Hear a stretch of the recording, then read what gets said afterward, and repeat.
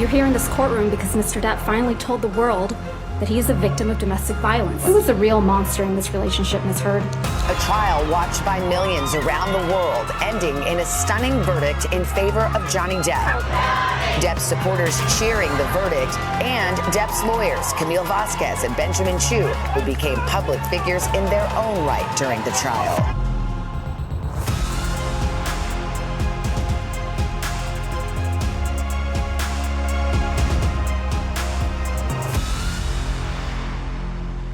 Please welcome Camille Vasquez. I don't think she needs much of an introduction. So first and foremost, thank you so much for being here. And obviously everyone knows you from the Johnny Depp case, but I also want to ask you a lot of things beyond that because I actually relate from I'm not just Michael's wife, so I don't want to just be known as that. So I know you probably don't want to be known as the Johnny Depp case all the time. So let's go all the way from the beginning. Why did you pursue law? I felt like I really didn't have a choice. I in some way, my parents are immigrants to this country. My mother is Cuban and my father is Colombian.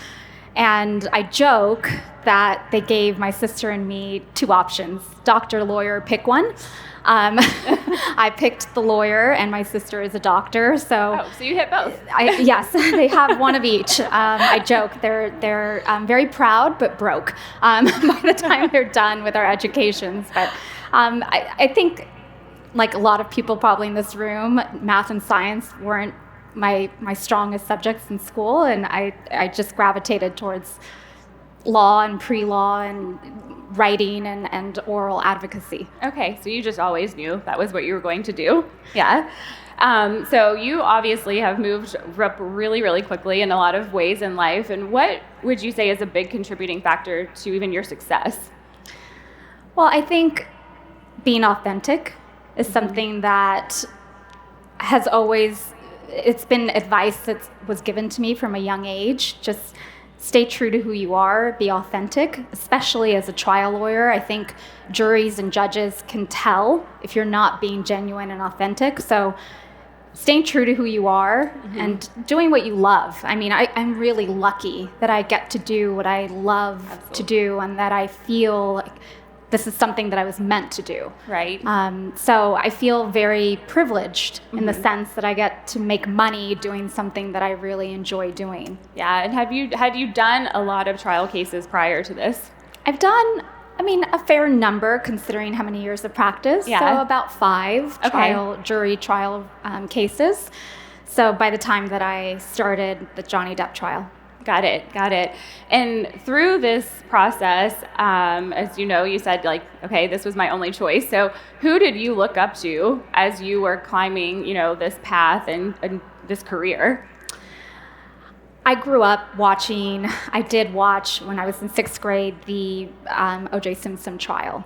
And I had the pleasure of working for Robert Shapiro when I was a law student. Okay. My mother said to me, why don't you pick up the phone and call him and see if he'll take your call. And I thought, yeah, Mom, Bob Shapiro is just going to take this random girl's call. And she was right, moms tend to be. Yes. And he did, and we established a relationship and throughout the years. And then when I was in law school, he offered me an internship. So he was a trial lawyer that I obviously admired. They were called the Dream Team then. It was the first public televised trial that I can recall, other than obviously many years later, the Johnny Depp trial that was televised. So I think Robert Shapiro was one of my mentors, and I was really lucky that I got to work with him. And did he mentor you through the recent case as well? He did not, but he has been just somebody I can always lean on after the fact. Yes. Yes. And as you have gone through this journey, obviously you've probably learned what some of your strengths are as well as your weaknesses. And at CRISP, and what we coach everyone on is really we're going to lean into what we're really great at. And what would you say you're not good at that you've learned over the years? I think I'm really self-critical. And I think that that's something that we probably all suffer from, and maybe the women in the room probably understand that a bit more. But I use it as a strength too, right? I think that it inspires me to work harder because I want to have the answers in the room, right? I want, because I know I'll be challenged. Right. Especially, I think, as a woman in this profession, you know you're going to be challenged. And so the best way to make sure you have the confidence is to over-prepare. Yeah, absolutely. And what's probably one of the biggest challenges you have faced as a woman? I think being underestimated. Yes. Which I really like. Yes, right. I love to be underestimated. It's fine now. But yeah, I think being underestimated, especially as a younger attorney. Absolutely. I'm actually an engineer on paper, so I was also a handful of females in all of the classes, so I get that. Yes. And what impact do you think you can make, though, for the future of females in this industry? Well, I think just like any other profession, you need someone or people to look up to, right? As you're going through growing up, and you want to see whose life or career you can emulate. And so with the great privilege that I have now because of this case and the platform I have, there's a lot of responsibility, and I take that very seriously. Yeah. There's a lot of young women, and especially women from the Hispanic backgrounds or Latin backgrounds, that look up to me, right? And I take that incredibly seriously, and everything from the cases I choose going forward to the engagements that I decide to work on. I think that's something that is at the forefront of my mind. Yeah, so you can be very selective in setting that example. So I will pivot to the case just a little bit. Sure. So first and foremost, how were you even introduced to the Johnny Depp case? So I've been working with Johnny for the last 4.5 years. Okay. Before this case came about, I worked with him he had some other litigation in California. He sued his former business managers in a business litigation matter, and then he sued his former lawyers for a legal malpractice matter. So through those engagements, I developed a relationship with him. And truth be told, I didn't think that filing this lawsuit was a good idea. Oh, wow.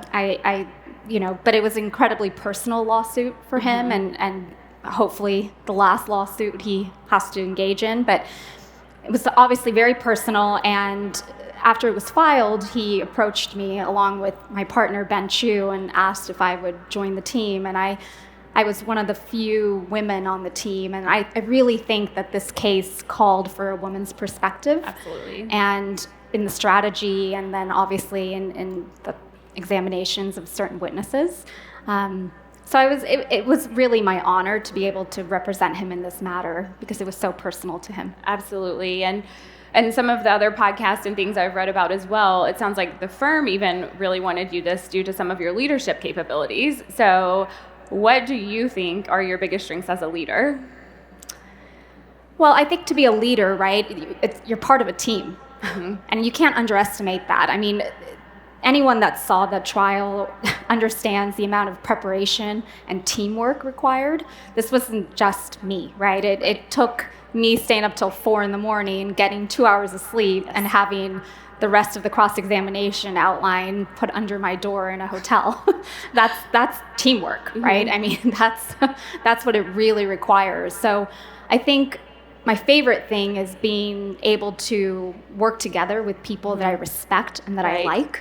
I think in this profession, it's hard to find sometimes people that, I mean, you can find really smart, intelligent, good lawyers, but people that are good lawyers but also really good people. Right. I think that's harder to find, and I found that in my teamwork that we pulled it off. I mean, Absolutely. We were a bunch of relatively young associates, right? I mean, I was an associate up until the summer, so we were a relatively young group of associates that banded together and did this major case. Absolutely.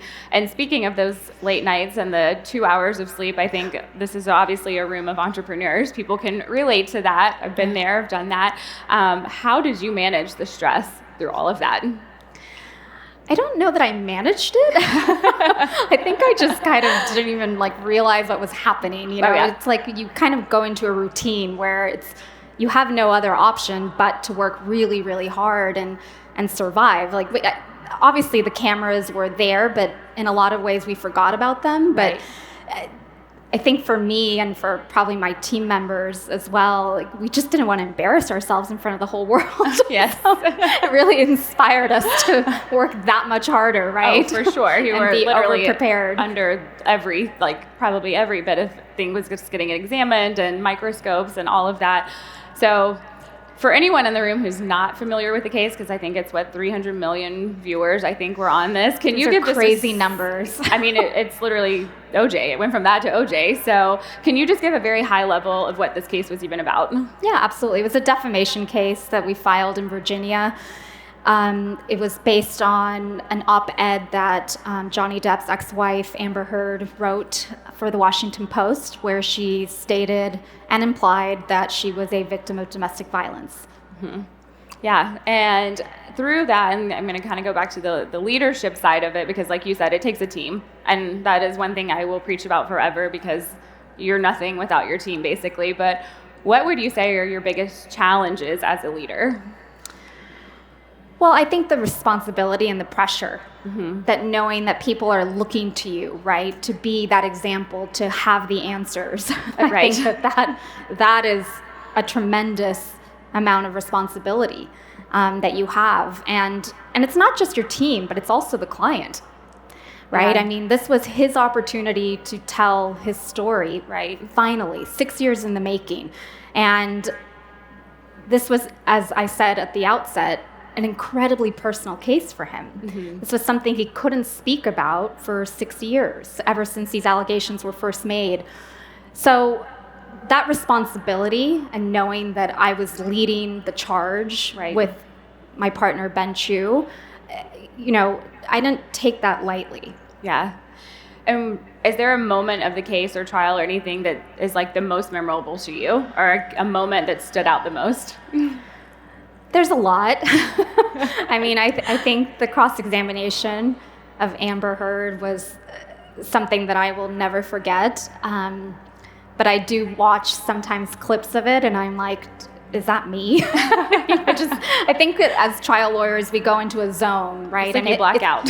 Yeah, and it's you zone in, and it's a dance, right? I really feel like it's a dance, and it's about active listening, and I can't underestimate that enough, right? You have to listen to the answers, right? The questions are obviously important, and you want the jury at the end of the examination to be listening more to the questions than even the answers. But in order to pivot and to ask the right questions, I think you have to listen to the answers. She gave me a lot of material to work with because I was listening. Yes. Right? Yes, absolutely. And did you doubt yourself at all through this case? Oh, of course. Yes, of course. Yes. I mean, this is... How did you deal with that? Because it's already, like you said, it's a challenge already. You're a woman in this industry. You're already underestimated. So how do you mentally overcome that? Just work harder than everyone else in the room. Yeah. You just go back to basics. I don't know that there is a substitute for working hard. Right. I mean, you just have to be that much more prepared. I agree with that, and I know that was probably instilled in you at a very young age, just as it was for me, so I understand that. Did you ever consider that losing this case was an option? That's a great question. This might sound strange, but no. Okay. I know it's a defamation case. I know it was an impossible case to win, a lot of people said. But I knew that we were on the right side of it. Mm-hmm. I believed him emphatically. Right. I had no question in my mind that he did not do this. Right? Was he a perfect person? No, no one is. Did he have his own struggles? Absolutely, like we all do. But did he commit domestic violence in this relationship or in any other relationship? No, and I believed him. So, no, I didn't ever think we could lose. Yeah. If we executed the strategy appropriately and the way that we had put it together. Yeah. So I thought if things went the way that we had planned for them to go, there was no other option but a verdict in our favor. Right, right. And how has this changed your life? I mean, in so many ways, I would say, like, were you ready for the attention that was going to come? No. No. I mean, it's one thing to represent a celebrity, right? I mean, they obviously get attention. They're celebrities, right? He's an actor, he's a musician, but we never ever imagined that this would turn into attention for the lawyers. Right. I mean, other than the O.J. Simpson case, right? There had never really been a case where the lawyers got this much attention. Right. So it's dramatically changed my life, but mostly for the better. I mean, there's a lot less anonymity. Yes. that I have to kind of deal with now. But and I'm kind of a shy person. I enjoy, my alone time. Yes, as I like to say. But yeah, I think, again, with great privilege comes great responsibility, and I take this new role and these new opportunities that I have seriously. Yeah. What has been the biggest challenge that's really come with like the fame of all of this? I think losing a little bit of your anonymity, feeling like you've lost a little bit of yourself. Yeah. Right? I mean, I think Johnny has said to me many times, and it's really touched me. He said, I live my life behind windows, whether it's car windows, plane windows, hotel windows. And, I think until it happens to you or you become quote unquote famous, you don't realize and appreciate the normal things that we all get to do. Yeah. Right? Like go and have a meal with somebody you love and not be interrupted. Yeah. Or be, take a photo taken of you as you're like mid-bite. Yeah. Things like that. So and it's not to that level at all for me, but yes, I think just seeing like a little glimpse of that is like, oh wow, it makes you understand what someone like Johnny has gone through mostly his whole life. Right. And I'm sure, again, the bigger you get, the more criticism you get. Sure. And I'm sure that has also exponentially grown. How do you stay in a headspace of like not doubting yourself as much, knowing, I mean, you won the case, but you're still going to get a lot of criticism? Yeah, we did. We got some criticism. But I think just focusing on the fact that I knew we were on the right side of this one. Yeah. And we did the best job for our client, right? I mean, we're service providers. That's what lawyers are.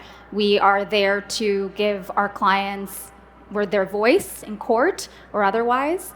And that's what we did for him. Mm-hmm. So, the criticism, it's always going to come. I use it to make me stronger. Yeah. And not worry too much about what people think. You can't. Somebody once said to me when I was much younger, not everyone in life is going to like you, and that's okay. Yeah. It's better to be respected than liked. Exactly. Absolutely. And prior to this, like you said, you've done other cases, things like that. We had Laura Wasser here yesterday, so big, of course, celebrity divorce attorney. And I asked her, how are those cases different than others? How could you elaborate on that? So how is a celebrity case different than a normal case?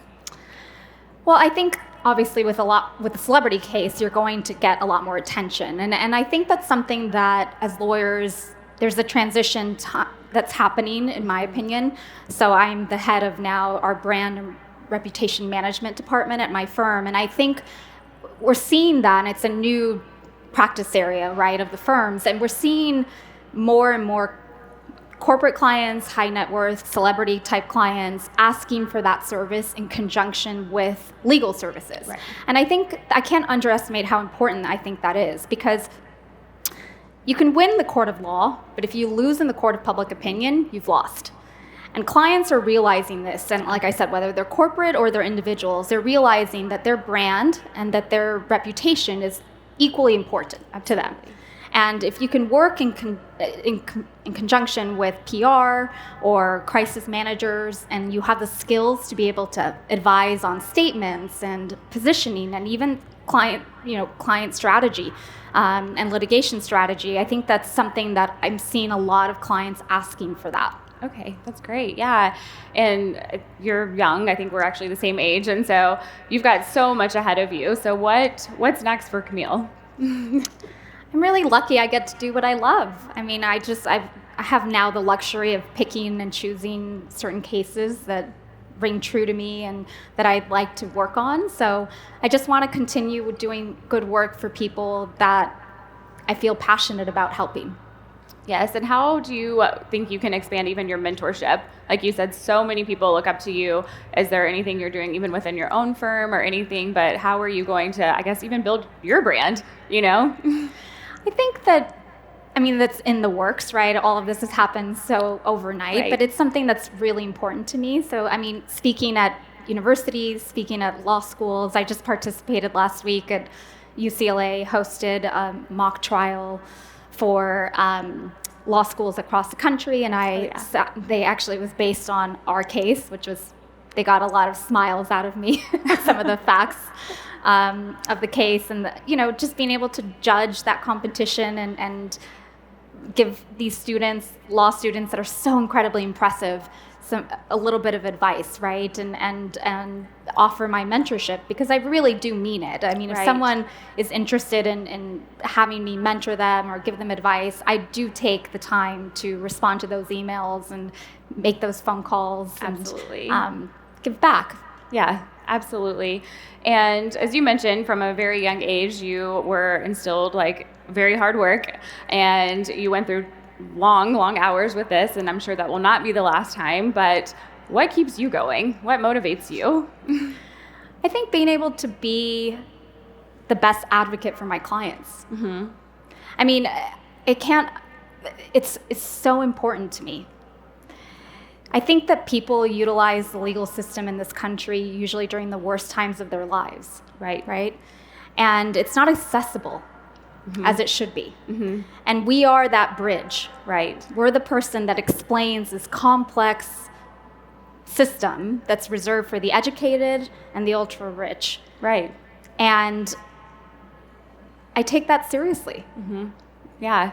And outside of career, which I think is probably a large part of who you are, but who is Camille? You said you're the, daughter of 2 immigrants, things like that. So who are you outside of your career and profession? It's a great question. Who's Camille? I'm a daughter, I'm a sister, I'm an aunt.